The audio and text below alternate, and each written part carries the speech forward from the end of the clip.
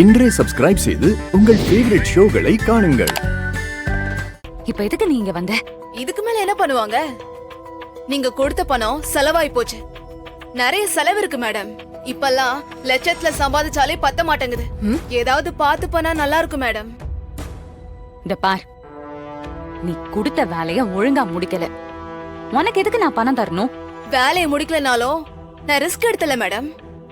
அந்த விஜய் தான் எல்லா பிளானையும் மாத்தினா.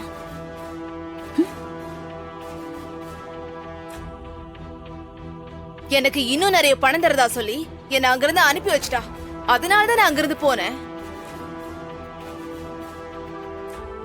இப்ப அவளும் என் கண்ணுல பட மாட்டேங்கிறா.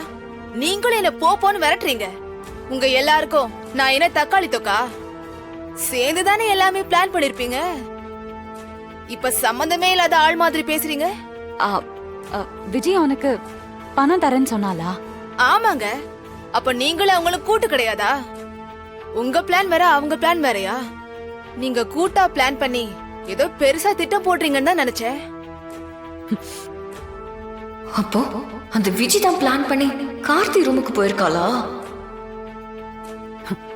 அப்ப சரி, உனக்கு பணம் தானே வேணும், நான் ஏற்பாடு பண்றேன்.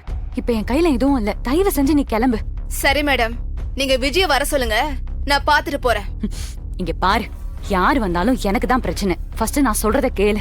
சும்மா போஸ்னா எப்படி மேடம்? ஏதாவது அட்வான்ஸ் கொடுத்தா நல்லா இருக்கு மேடம். என்ன பண்றது? இப்போதைக்கு இதை வச்சுக்கோ. பிரச்சனை பண்ணாம இங்க இருந்து கிளம்பு. Okay madam, thank you. நம்ம மறுபடியும் மீட் பண்ணலாம்.